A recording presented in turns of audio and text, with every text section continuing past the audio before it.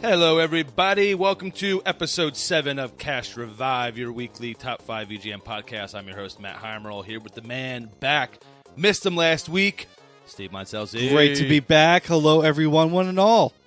This week is going to be about boss themes, and that was the boss fight from Super Mario World in the Super Nintendo, and it is, I think, a fantastic way to start out this week. Absolutely, absolutely. This is the game that kicked off the Super Nintendo Entertainment System. What a great game. I mean, after this, I know I've said it before, I'm not a big fan of the N64, really any Marios that have come after that except for the Wii, because it went back to like my old school like side-scrollers. This is probably my favorite Mario game out there. Well, what I thought was great about this was really when you played Super Mario Bros. 3, you're like, okay, how are they ever going to top this game? Because this game, and Mario 3 is probably still the best Mario game out there, at least in my opinion, and a lot of others too, which is why it's in the top 1 or 2 on every poll. But, you know, they gave the graphics a really nice touch with the 16-bit era, and they introduced Yoshi and some other play mechanics, and but keeping still with Super Mario Bros. 3, you know, and it turned out it was a phenomenal game. I just thought how each area looked increasingly better and different. Like you had the forest area that had the fog on it, right? You know, you had the desert area, ghost houses, and the ghost houses, yeah, which was just awesome, dude. Boo, my little Boo. Well, before we get started, Matt, I just want to go ahead and real quick give out a shout-out and a special thanks to Brian for stepping in last week and helping you out with your indie games. Absolutely. That was a lot of fun. That man knows his stuff, so I appreciate that very much. Better he than me, because whereas I do appreciate all games, all gaming, indie games is probably my weakest subject. Mine as well, and that's why I wanted him to be on, because his Steam library has several hundred games, so he really has introduced me to a man to be reckoned with. That's right. Thank you again, Brian. And thank you to Nick for posting this suggestion for this week on the Facebook page.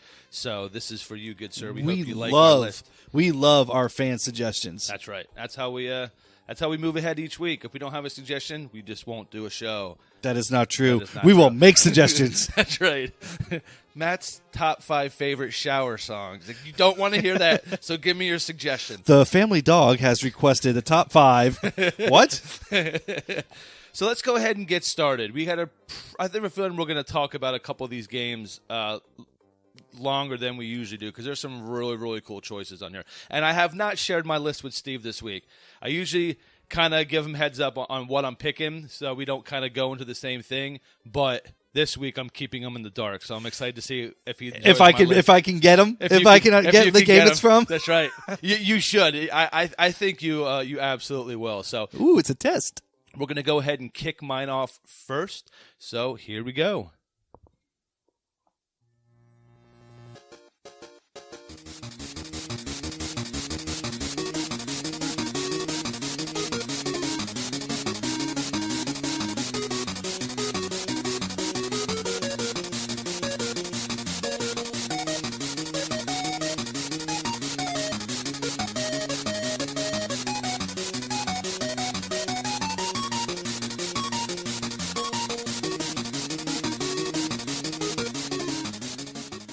Well, this is going to be a very long evening. Wow. I'm pretty good at stuff like this, Matt, as you know, and I do not know this song. This is the final boss fight, King Dedede theme for the original Kirby's Dream Land for the Game Boy. Nice. And I have never played that, so therefore I don't feel too bad. It is it's a great game. It's obviously is my first one, my first Kirby game going into on the Game Boy, and we did that song. I had this song on a previous project that we did when we did a music episode, and it was on my list, and it's just always stuck with me as one of my favorite, because Kirby is always it's a very fun game and a fun series, very lighthearted, and I thought this theme just fit really well. It's very fast paced, and considering who you're going up against, a really overweight, slow, moving boss. So it's just I thought it kind of fit exactly what was going on. Have you played any Kirby games? I have played Kirby's Adventure for the NES. Okay, and I've also played, which I guess really doesn't kind of count. It was Kirby Air Ride, Kirby's Air Ride. Nice. Yes, for the GameCube. And then, of course, I've played him in the Super Smash Brothers series. Outside of that, that's really all I've played. I really wanted to check out Kirby's Epic Yarn. That always looked kind of cool because they're coming out with a Yoshi's Yarn. Yes. Or yes. if it's not out it already. Is out it already. Is already? It's Yoshi's Woolly World. Okay. Yes. It looked really cool. A really cool idea for a game. And I was watching a little documentary on the idea. At least I believe it was like a true story of a woman who was designing this stuff out of yarn for just little sculptures and stuff like that worked for the company, and they thought that was like a really cool idea. So that's kind of where the idea. Well, came they were from. right. I could be wrong. That could have just been like something funny somebody, but I'm pretty sure that was legit. But please point. It me sounds out if I'm legit. We're gonna go with it. I'm gonna 99.9% of my stuff is usually 100% accurate. See what I did there? But there's only a 10% chance of that. That's right. So yeah, Kirby, King Dedede, Kirby's actually my favorite Smash character. I'm undefeated playing Kirby. Nice. Yes, against some top tier people. Don't want to brag. Then don't. Top tier people meaning my friends. That's his friend. I haven't actually gone to any Singular. competitions. Singular. Yeah, singular, my friend. Everyone else have to give money to him. See, I just depress myself right there. Oh, it's okay. That's okay. I'll cheer up with my number 5. Oh, love it. How about that?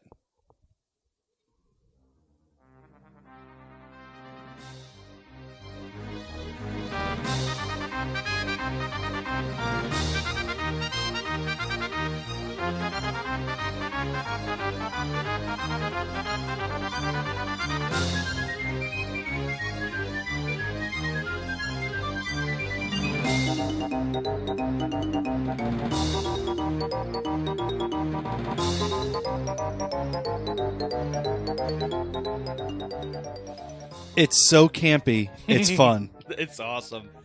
This is the last boss fight for the witch in Banjo Kazooie. Booya. This game was one of my favorite games for the N64 because you know me, I love collection games. Yeah. You know, go find X amount of this, X amount of that. That is right up my alley. Spyro, those kinds of games. And this was the first kind of game like that for the N64. And I've played Banjo-Kazooie and Banjo-Tooie, both to 100% completion. I absolutely love those games. Nice. Do you prefer this one? This one you like better, or? I did like the first one better. They just introduced a couple new elements and characters into the second one. They've actually went a whole new direction pretty much. They released one for the Xbox 360. Interesting. It's called Banjo-Kazooie Nuts and Bolts, where you need like online access to play and you're building stuff. We know how you feel about online access. I really, ladies and gentlemen, I do not like online play, but I'm just putting that out there. You do make a valid point, though, because for you being a completionist, having a platinum system requiring you to be online, people don't enjoy that aspect. They should be separate. Should be offline platinum, and if you want to do online stuff, but it shouldn't prevent you, because you pick up some of these older games that no longer have online access, you don't have the capability of platinum them anymore. Hold on, I'm getting... All right. Now that I'm up on my soapbox, all right. So now what I'm going to tell you now is the way I feel about it is exactly right, Matt. It's when it comes to trophies and things like that, I hate that they require the online play because for the PS3 that's one thing. You got really good people that all they do is play Game X, and you're supposed to be in first place on Game X. Meanwhile, you have like me 2,000 something games waiting to be played. I don't have time to get that good, nor do I want to. But if I want to platinum it, I have to. They should have two separate columns, an online and an offline. I agree. And like I have a couple games, Lord of the Rings, thanks EA, great game. However, they shut off the server. So now after the first week. Yeah, pretty much. So now there's like 6 trophies I can never get. Therefore, I can never platinum the game because they were online trophies. That's a shame. It's stupid. Anyway. It is. Banjo-Kazooie is not an online game. It is phenomenal. Again, for the N64. It's something you can play with your kids. It's not really violent. It's very cartoony, very campy. It's about a bear with a backpack, keeps a bird in it. Banjo and Kazooie. It's great. That's great. And that's actually a perfect segue, talking about like great game to play with your kids and your family. Moving into my number 4. And I think we're going to dive into that. Number 4. Right now.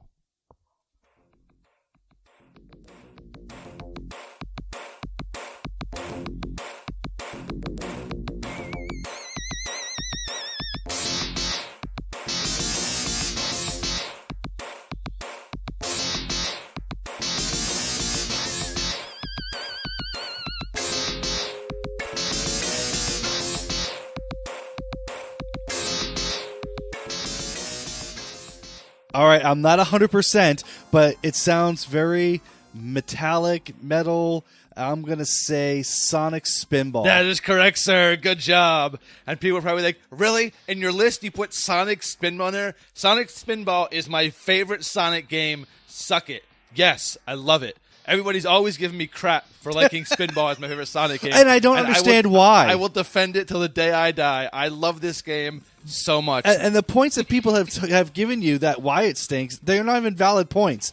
Like, I agree with you. This game is fantastic. Yeah, it's so much fun. Each level is so unique, and it's just a great spin on the Sonic universe to give you something different. You know, yeah. I see what you did there, and I see what I did there. I make myself happy. Have you ever beaten Sonic Spinball? I have not beaten Sonic Spinball at all. I've actually gotten to like the second or third stage. That's about it. Yeah, I beat it once a long time ago, and it is grueling. I mean, it is. It's one of those games that, like, now you could get through it because you have the internet. Like, where am I supposed to go? But back then, it was brutal, man. I mean, it was unforgiving, that game. It was, but you know what the beauty of it is that it actually does, at the heart of it, play like a true pinball machine. Yes. You know, it hit this bumper and this bumper to activate this and this. And it's still essentially a true pinball game. Yeah, and which I thought was great. You're still collecting the Chaos Emeralds. Yep. You're still rescuing all the animals that Dr. Robotnik is taking over and stuff like that. And the cool thing is, like, the whole game takes place on a mountain that he built. I forget the name. It was like Vegamatic or something like that, to where he was using the magma from the volcano he built it on to power this pinball-like defense system. So it wasn't just like, why are you doing pinball stuff? It actually kind of made sense, and it was cool. It didn't feel out of place, and it was fun. It was great music throughout the game. Well, we know how developers always try to cash in on their cash cows, like right. Sonic, Mario, Crash Bandicoot, so far and so forth, and they make all kinds of games involving those characters. But I think this one game especially is an offshoot that really took off, and it was really well done. And I'd be happy if they made another one. I would love it. It actually did poorly review wise, right? And people trying something new with a beloved franchise. You're walking into some scary territory right there. I mean, like, why wouldn't you just make another Sonic game? Like, and it's just, but because at that point it would be just another Sonic game, right? And look at the new Sonic games that come out now, and how bad, how bad they are. Give me a new Sonic Spinball, and I will promote it and love it, and let me compose music for it. Challenge accepted. Challenge accepted. Sonic Spinball Genesis, love it. Go play it and be happy. Challenge me. And Matt, correct me if I'm wrong, but those who do not have a Genesis, the Sonic Mega Collection, wasn't Sonic Spinball is actually a game on there as well. Yep, you can pick that up now for like $10 for the PS3 or the Xbox 360. Yep. I think on the PS2 as well. Yeah, they have it on there as well. Yes, it's playable on there as well. So there's multiple platforms you can get it on. There's actually a downgraded version, I believe, for the Game Gear. It was they made it into an 8-bit version now. It's a little clunky and laggier and stuff like that. So if you have a handheld and you want to check it out on there, I'm sure that was actually probably hard to find. I can't imagine that they made too many for the 8-bit version of Sonic Spinball for the Game Gear. So yeah, I'm gonna actually have to write that down. I'm gonna have to look that up. I might need to copy. I'll give it to Sega. All their music for their games are very arcadey and very crisp, and they're just You can really definitely good. tell if you put a Super Nintendo game next to a gen. You can Yes. absolutely tell a distinct difference between Absolutely. the two consoles, and that's one of Absolutely. the things I loved about them. Graphically, not so much for me, but audio, absolutely. There was a huge difference. Huge difference. Not that one was necessarily better than the other. They both had a different feel and both brought a lot to the table, which I loved. Well, audio is your bag. That is my bag. Baby. I'm wearing it right now. It says Heimroll's bag. I'm an idiot. Let's let's move on to your number 4, which I know this is going to make a lot of people happy.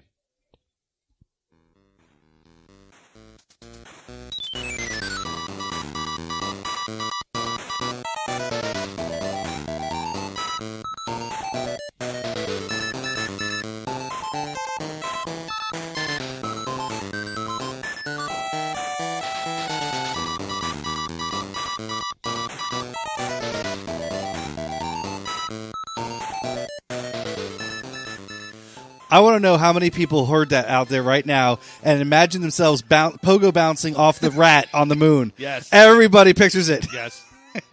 DuckTales, man. What a great selection. This game is awesome. Is awesome. We could actually have an entire show on top 5 anything DuckTales and make it awesome. And this game actually has one of the top remix songs of video games. The Moon stage has been remixed and done and is a fan favorite out there amongst video game tracks. All the tracks on this game, really. I mean, the Amazon, the Himalayas, every single track was phenomenal for this game. I mean, it came out at the hype of DuckTales, man, and getting to play as Scrooge McDuck and just it was just a fantastic game. It was so much fun. There was a lot to do.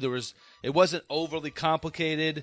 There were some cool secret areas and you can beat it in like a half hour. Yeah. But then go back and play. And like it's not a give. Okay, I beat it. I'm done. You can play it, and it's still fun. Pop it in right now. I would have a blast playing through it. And it actually has one of the toughest challenges that I've actually ever seen in a game. And it's very simplistic. They actually re-released this game, a remastered version for the PS3 and so on and so forth. And one of the trophies that is actually this challenge. And in the Amazon, right in the beginning, you can go down underground, and the object is to pogo bounce from the ground. You fall off the vine, you have to start pogo bouncing and bounce all the way across the cavern without stopping or falling and get to the other side. Well, there's all kinds of obstacles and pits and things that drop down, so you have to time every little hop. And it's like some hops can't be full ones, they got to be real short bounces to try to get through some stuff. And oh, holy cow, was it hard. It took me no less than 70 some odd tries to finally get it. But I finally got it, and that's one of my most prized trophies to this day. As you know, I'm a huge fan of speedrunning. So one of the coolest things I've seen in this game on the Moon stage, if you keep going all the way to the right, there's that concrete pillar that prevents from going down. There's a glitch to where one of the robot guys that's flying over, if you time it to where he hits you and you back into the wall, you'll actually clip through the wall and go underneath, having to skip the entire above portion. So, oh, wow. So you can beat the board in like a minute and a half as opposed to the... So really, really cool stuff, man. Wow. I love DuckTales. It's great. Very good choice. DuckTales 2 did not do as well, but it in itself is a fantastic game. And it's a lot longer. It is a lot longer, and it's also a lot harder to find. Yes. For every one copy of DuckTales 2, you may be able to find about 30 copies of DuckTales, maybe more. Yeah. It's very, very hard. Didn't it come with a map too? Because I don't recall because I got mine secondhand. Because I believe I read, excuse me, that because you go like around the world, you're not just like right. I mean, not that you're not going around the world in this game, but like you're literally going to like 30 different places. So I thought it came with like a little map in the box. It might have. Trying to find that game in box would probably cost. Yeah, forget about it. We don't make that much money. Forget about That's out of my bracket. Oh man, should we move on to my next one? Let's go on. Are you prepared for what I'm about to throw at you? Because this isn't child's play is over. I'm ready. I got my listening ears on. Good. All right.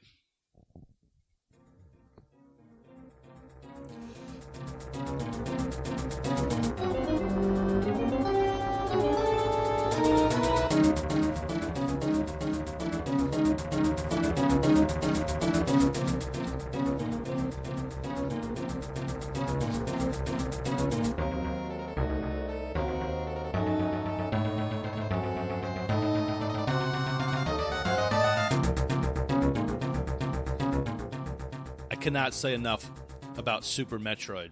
This is the Ridley theme. This game is perfect.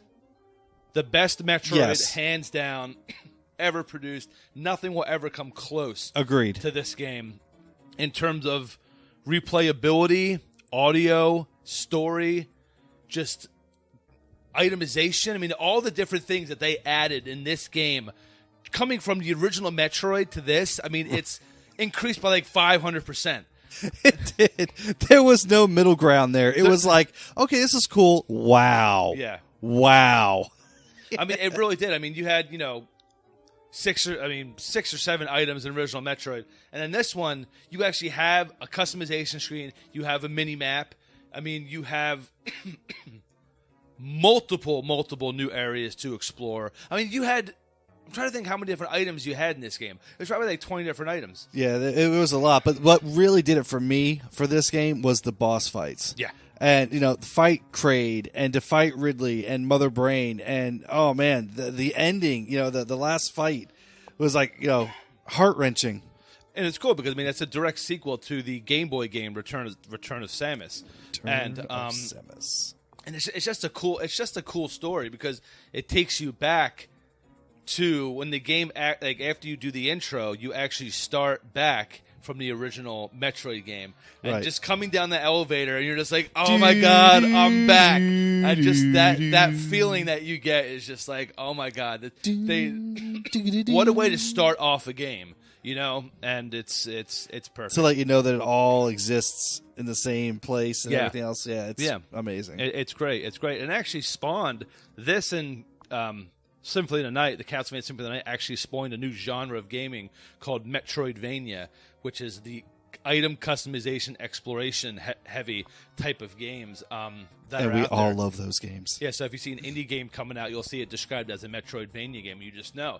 I know exactly what I'm getting into. There's no surprises. I'm in for headaches.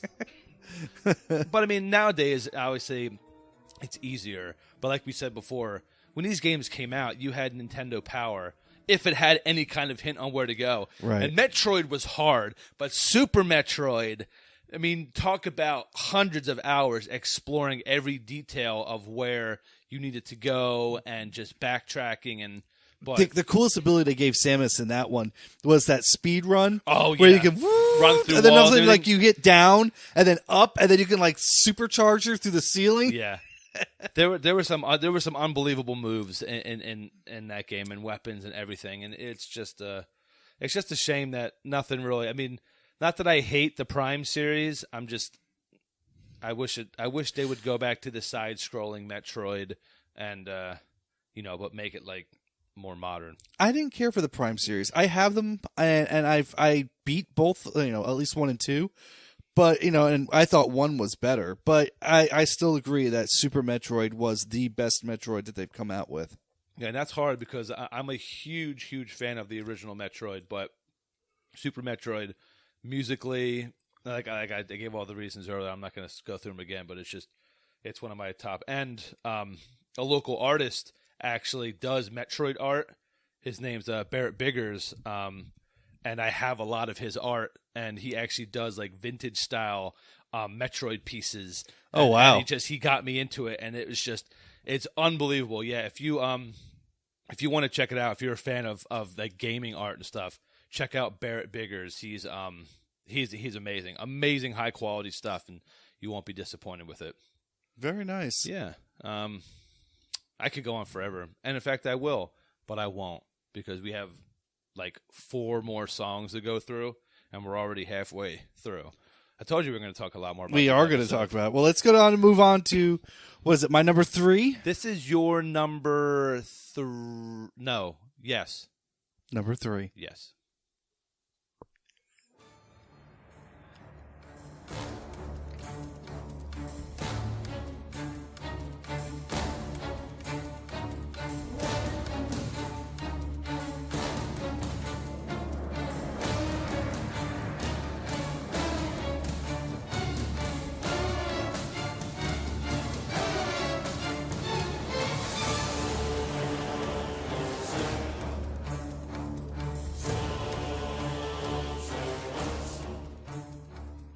I find all these epic sounding songs, don't I? It's a great track. It really is. And that's the best way I can sum it up. Epic.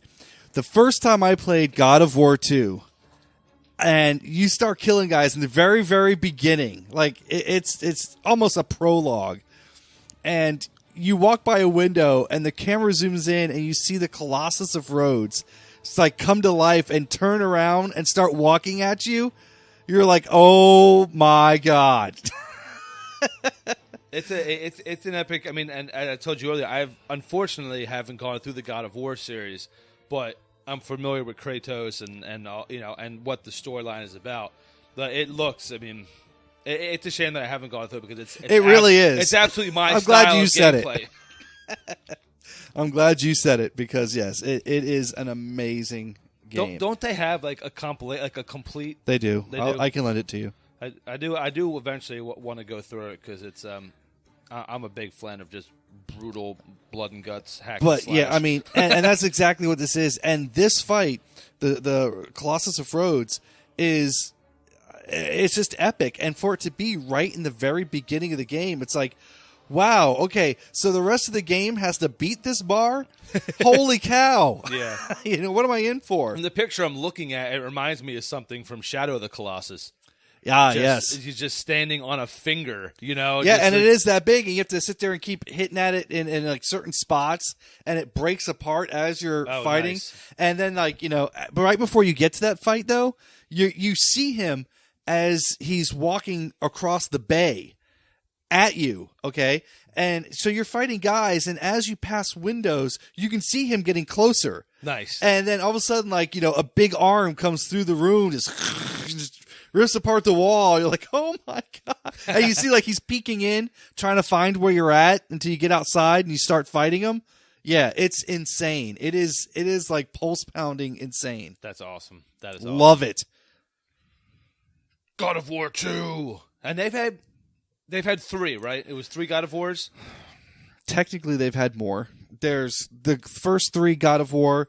Then there's God of War like Ascension, which was a online solo player combo God of War that didn't do very good. But then there's also God of War Sparta, and there's God of War Chains of Olympus. Those were both for the PlayStation Vita, PSP. One of them. Anyway, in that compilation disc that you were just talking about, both those games are included. So you get 5 God of War games in that one compilation disc. Nice. Absolutely. That's pretty cool. Yeah. So they are very epic. Very epic. And I'm not just saying that. Anybody who's played God of War, there's a reason why it's one of the best games out there. Right. It's amazing. Right. I'm definitely going to have to check it out. What... Did that for that particular set? That's similar to like a Devil May Cry style, right? Very much so. Okay, that's what very I thought. much so. That's Devil May Cry. Oh. Anyway, don't want to start talking about that too now. Don't get Steve started. So we're gonna go ahead and move on to our number 2s. Okay. You think you can get this one? I'm gonna try because it's the bee's knees. It's a doozy, as most people say.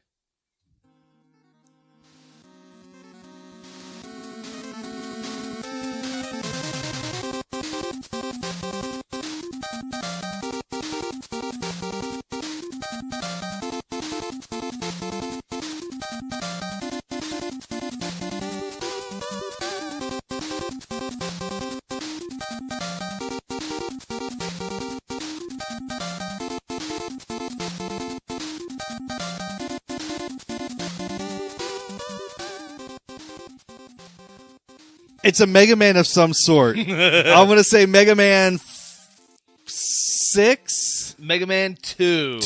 Mega Man Airman? 2. No, this is just the generic boss battle when you went and fought the enemies. Oh, gotcha. So, but of all the Mega Man, this was my favorite one, and Mega Man 2 possibly is my favorite Mega Man as well. I loved it. I liked Mega Man 2. Mega Man 2, 1 and 2 are the only 2 that I've actually finished. Wow. Okay. I was not good at Mega Man. I love them. I have all of them, and I love them to death. But I was not good at them. I played 1, 2, 3, 4, 5, and then I went to 10. I made him an X. Oh, so you didn't play 6. No. You stopped playing once the bosses got like ridiculous names, like Clown. Wasn't there like Clown Man? Clown Man and Trainhead Man, or whatever his name was. Pickle Toe Man. And it's like, come on, man. What Night Man and Centaur Man. Really? Centaur Man? What kind of power are you going to give me? Well, like the Mega Man series, in the first Mega Man, the boss fights, there was actually a story behind them. Like, they actually had functioning jobs in society. Right. You know, you had the heavy lifter Guts Man. You had, you know, the bomb man for excavation. You had things that people actually need, like fire, water, electric, ice, you know, stuff like that. And then you got into like Plant Man. What? You know, and then like Gemini Man. What are you supposed to do? You know, where is this story going? I mean, it was like, okay, well, we'll go with it. And, you know, they just came up with the same concept. It's just, you know, 1 beats 2, beats 3, beats 4, beats 5, until you get them all. Yeah, I mean, they got a little ridiculous later in this series. In the first 4, Sphinx Man. There was Sphinx. Sphinx Man. He was in 5. He was in 5 or 6. 5. I think 5. There was Bone Man. Yeah. Airman. Airman was. There's several Airman. Snake Man. There's just like, he obviously worked for the zoo. Something was going on, but he was Wily. He was Dr. Wily. I like it. See what I did there? I did say it, and I liked it. And I think I would say 65% of the people that are listening right now appreciate it as well. I appreciate them. The rest of them are like, I'm not sure. I'll listen to it again and I'll let you know. All right, let's move on to your number 2, which is new to me, which I like because I like learning new things.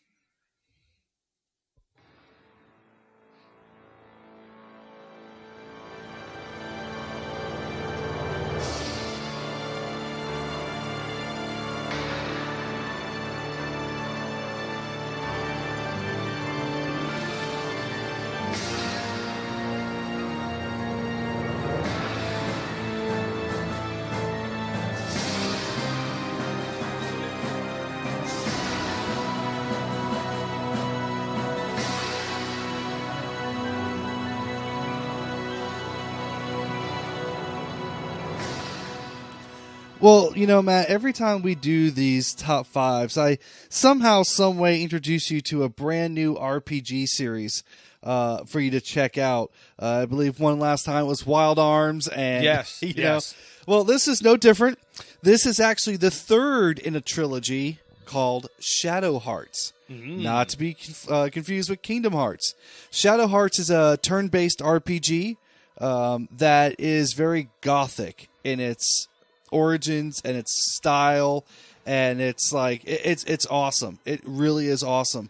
At the first time I played it, the opening cutscene, you're on a train and there's a guy who I swear he looks like the Monopoly guy, but you end up, it's like he's death or something if I recall, and the stuff that happens was like, I am instantly hooked on this game. Right. I want to know what happens, what's going on, and blah blah blah blah.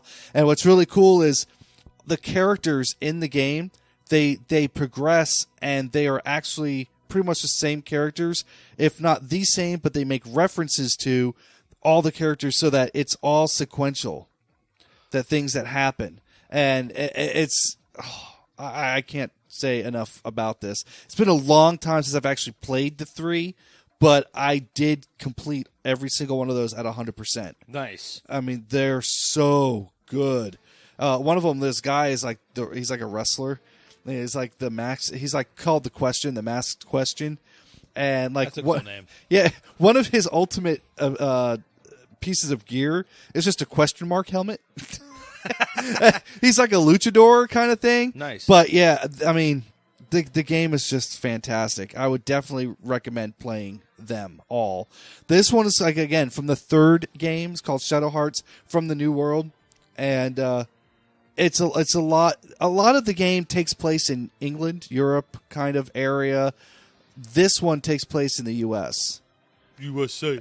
Yeah. So I believe it takes place in the 20s, I believe. Yeah, like the main the main girl that's with you on your quest, she's like Native American and things like that. She has powers to turn into different things and stuff like that. It's really cool. It's really cool. And this was for the PS2. The PS2. All 3 of them are for the PS2. So it's Shadow Hearts from the New World. This is Lady Tears 2 track. Yeah, the main boss in the game has several different forms, and each has its own music. Oh, nice. Yes, nice, very cool.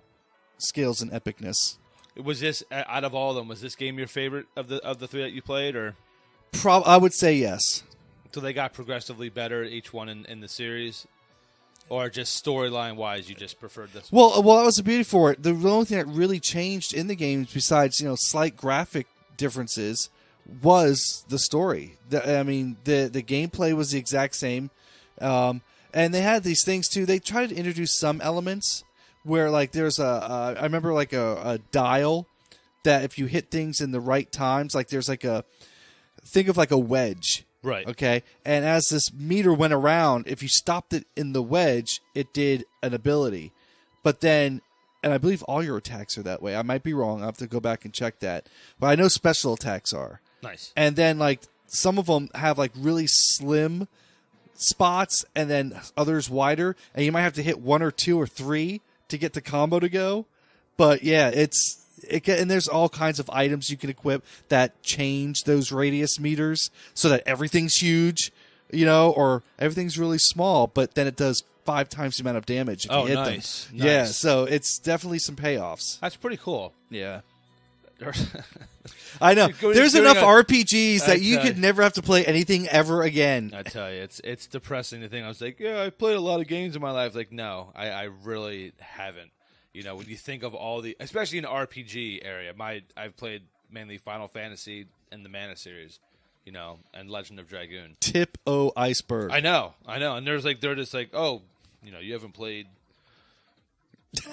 I don't know. Pick one of the thousands. Yeah, I'm looking at my Skies of Arcadia. Yeah, I'm looking at my collection over there. But I could pick like 5 RPGs that are just sitting over there that I haven't touched yet. So I haven't gone. Radiata stories. I'd love to go through. Radiata stories. Oh man, time, man. That's exactly. I wish I didn't require sleep. If I didn't have to sleep, how much more productive I would be. Well, I guess not. Sleep, kids, work. Yeah. Wife. Yeah. Where's gaming? It's always on the bottom of the list. Good stuff. Unfortunately, going to be moving on to our number ones. All right. Actually, I'm okay with that. I really enjoy my number one. I really enjoyed my number one, too. In fact, I enjoy it so much, I'm going to play a little bit longer because I think it beats yours. And I'm just going to put that out there and let people decide. But I think it beats yours. Let's hear it. All right.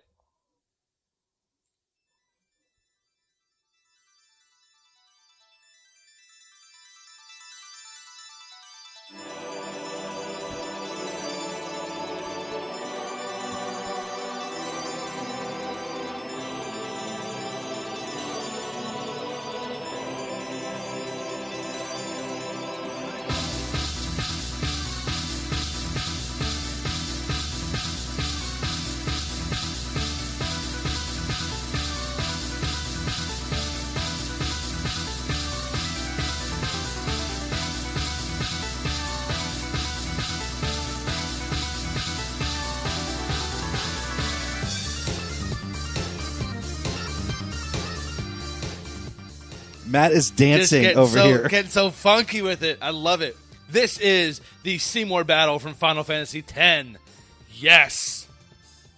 Yes. Yes. Wow. I love this game. I used to run. This used to be before I stopped being cool and stopped running. This was what I opened up my my exercise with, was this song. Listen to this part. When I get on the dance floor and just start popping them knees Elvis style. I love it. Final Fantasy X is probably my third favorite in the Final Fantasy series. First being 7, and then 8, and then 10. Surprising to a lot of people. Yes, it is. That 6 isn't above it, and even a lot of people I know 9. I don't even consider 13 a part of Final Fantasy because I don't enjoy Final 13. I played 12 for an hour and I had to stop. The look Steven's giving me right now is just like it's classic. But you realize I have a reason. I find a reason to give you that look on every episode. I make the most absurd statements. But I mean, I played through 13, and it was good. I just didn't like I think what it was is I didn't like just the open world fighting. I missed the random kind of encounters, and I think it started with 12, right? Is when they had you could actually just run into enemies and start fighting them. And my feeling is 7 will always have a major place in my gaming heart. Right. I personally think my favorite one was 12. Interesting. My favorite one. I enjoyed I can see a monster, go over there and smack it around because they added elements that went with it. Like, as a hunter in the game, there were rare versions of said monsters. Right. And some of them you need to do things in certain orders to make them appear, but you had a bestiary to fill out, and you could turn in those monster hunts to your guild, your shop, and you get rewards for doing that. Right. One of the most hellacious battles I've ever been in an RPG was against the Hellworm in Final Fantasy XII. You have your 3 characters. I had one of my main guy attacking this Hellworm with wearing Genji armor. So it was like you got 4 attacks per thing. Actually, since you had the full set, it was like 8 attacks. Right. I had the Zodiac Spear on him, which did 9,999 every time it hit. So 9,999 times 8. Every attack still took 2.5 hours to beat this thing. I mean, it was just like, what is happening? God. Yeah. Hellacious. I put about 170 some odd hours into Final Fantasy 12. It's impressive. I loved that game. I wish I could tell how many hours I put into Final Fantasy VII because the meter stopped at 99 hours. So it's just like, because I played through the game. I did once where I got all my characters at 99 and nice. Did the full everything just so I can say I did that. The only Final Fantasy I've done that in. But, the hours stopped at 99. So it's just I don't know exactly how long that took me. And now I watch people run these games quickly and beat them in like 10 hours and just like...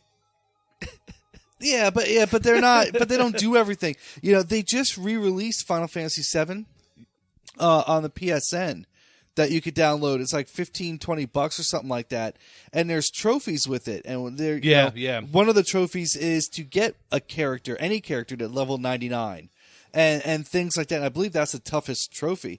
But there's Ruby and Emerald weapon in that game. There's also a diamond one that they introduced into this. Oh, nice. And I don't know if it's from Japan. Like Kingdom Hearts has the extra boss that was only in Japan, Kurt something, that is in the 1.5 remix. They included it. Oh, nice. So so all those little things that were different between the Japan version and the US version, they brought over, and vice versa. I thought Diamond Weapon was the one that got shot by the Junin cannon. Or is that do we know or do we not know the name of that weapon? I don't think because this is an actual fight. Like, it's supposed to be one of the hardest in Final Fantasy VII. Okay, interesting. Because I have it for Steam, and I think it might be the same one that has the trophies and achievements on it for PC. So I'm gonna have to look that up and check it out. Did you like 10? I do like 10. I'm actually before what I got recently, I was playing the 10 remastered version for the PS4. Nice. So 10 it comes with 10 and 10.2.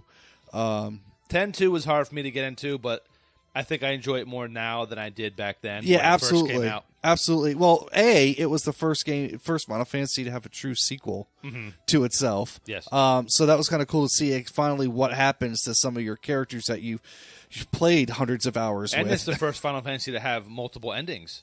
It is. Depending on what you do. Especially Final Fantasy 10-2. Yeah. Yeah, depending on what your completion rating is what ending you got. Yeah.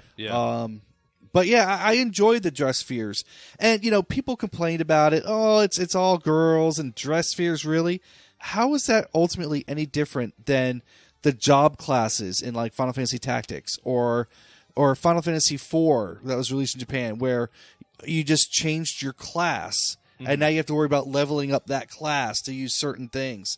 It's not any different, people just wanted reasons to gripe, and that was it. And it's a shame because that game is actually a very solid game. Yeah. It's pretty cool. It is pretty cool. And the music is funky. Yeah. Man, it is very, It opens very up funky. with a concert. Yeah. And then it just goes right into a fight scene. It's just like, it's like, okay, we're singing, now we're going to kick some ass. It's like, That's it. Charlie's Angels. That's Japan. it. Charlie Angel style. There you go.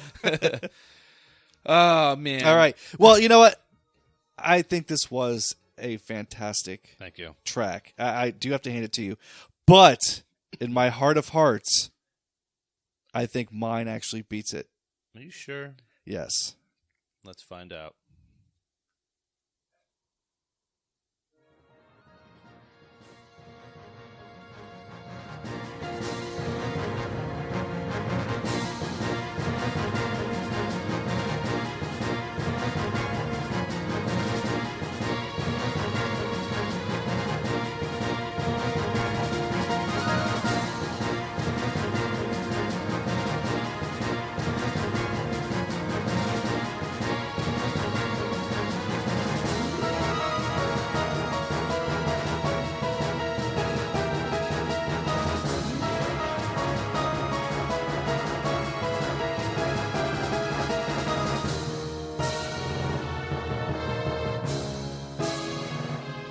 And as we all know, in my heart of hearts lies the Kingdom Hearts.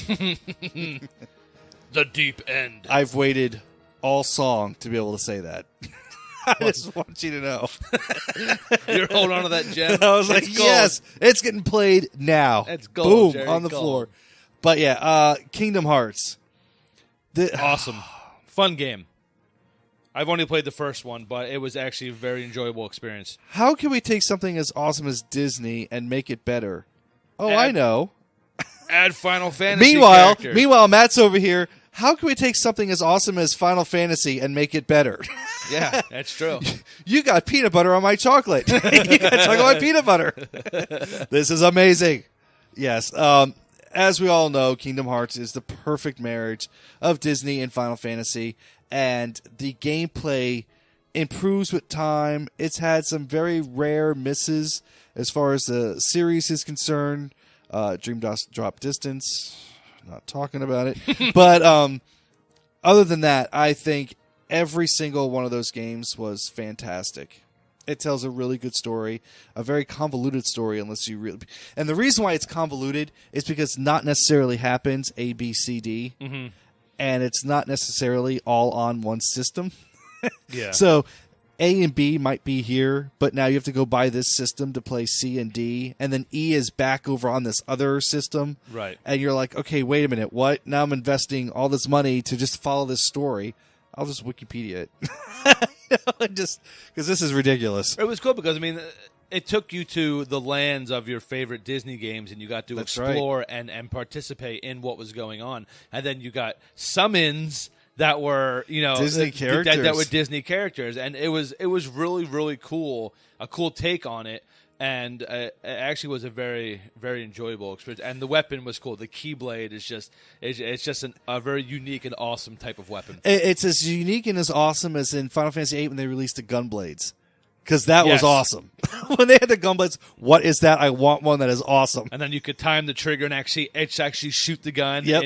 Yeah. Yep. One of the things, Matt, that you didn't get to see, and you really do need to sit down and play Kingdom Hearts 2, but in that one, like when you go to the Pride Lands from the Lion King, Nice. you actually are a lion. Oh, and cool. you're a lion, you run around and you carry your Keyblade in your mouth. Oh, nice. And stuff like that. And you team up with Timon and Pumbaa and all the other, lions, stuff like that. It's actually really awesome. Oh, that's really cool. And you get That's to really cool. run across the plains, and you get to see Pride Rock there and everything else. And from what you told me as well, the summons in the second one are actually useful, right? Because the first one they weren't like you didn't you didn't need to use them to like really help you, but you said in the second one they're better. Well, right? in the first one, there's a couple summons that were offensive, but the primary function of the summons in the first one was defensive. Mm-hmm. So you had like Bambi. Mm-hmm. When you summon Bambi, I know, right, Bambi, but as he's bouncing around the stage, he's dropping magic bubbles,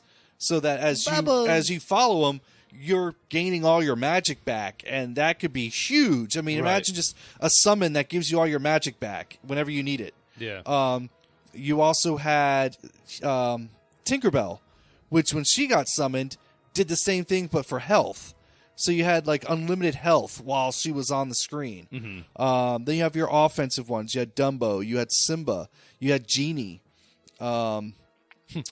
What's your wish? Just kill this boss for me. Done. In Kingdom Hearts 2, you had some offensive ones like Chicken Little, and you had. What is Chicken Little? What does he do? I honestly don't even recall. That's how often I used them. But they did have Stitch. And nice. Stitch was awesome because he came out with all 4 blasters, and then you could shoot things on your screen. And the better you did was the more damage he did to all the enemies near you. That's cool. And so it was pretty awesome. That's neat. But yeah, I love how they found a way to work in the summons and get Disney characters and stuff like that. And Kingdom Hearts 3 is coming out soon. And in that, in addition to summons, you can also do attraction summons. So like you're riding pretty much like the coaster from Thunder Mountain Railroad. Nice. And it is actually an attack. And yeah, Doom Train. Nice. Yes. So yeah, I cannot wait. It's the reason I bought a PS4, and I am just jonesing to get it. Very cool. Very cool. Well, I think that's a good number 1. Thank Kingdom you. Hearts is awesome. And it's funny because we're actually watching a Kingdom Hearts HD 1.5 remix speedrun right now. Yes, we are. And that's what I'm going to kind of close it out with because people who don't know me know I'm a big speedrunning fan. And every year there are 2 events, AGDQ and SGDQ, which is all games done quick and speed games done quick. And both of them are charity marathons. So you should go to, if you don't have a Twitch TV account, just go to Twitch TV and look up AGDQ. And this one is going for the Prevent Cancer Foundation. It's a week-long speedrunning marathon where all the top speedrunners in the world come together and they just speedrun a variety of games from retro gaming all the way up to modern. And it's great. Right now they're at 187,000. I think last year they got almost to $750,000 raised for Prevent Cancer Foundation. So people from all around the world are coming together, sharing their stories for cancer survivors, people they've lost and loved. And it's just a really, really great event. And it showcases some of the top players in the world and on some of your favorite games. So definitely check that out. And if you don't, share it, on your Facebook or social media just to help get the word out there because it's really a great event for a great cause. And that's what we're going to wrap it up with. It was a fun episode. I love doing boss battles. That is true. And, it's actually really hard to think of what your best, favorite boss battle music is because, let's be honest, it's a boss fight. You're really not listening to the music too much. Yeah. You're trying not to die. No, that's exactly it. And it's cool because when you go back and you can actually listen to it without you concentrating, you can, this has really got a lot of depth to it. And, Absolutely. And then next time you do the fight, you can appreciate that much more. And this next track that I'm going to close out with, I think is a good, because I'm sure a lot of people are like, I can't believe you didn't have this song on there, one of the top boss fight battle songs of all time. Somebody's probably like flicking me off or already turned it off. If you did, you're going to miss it, sir or lady. Well, they wouldn't know. That's true. Shame on them. That's right. But now I am going to say goodnight, and I'm going to get off my soapbox. And you've been standing for a while. Well, my legs are getting sore, so I do appreciate you noticing that. Sit down. And, so I'm going to go and take a load off, and I will see you guys next episode. Yep, we will see you next week. Peace out. Much love.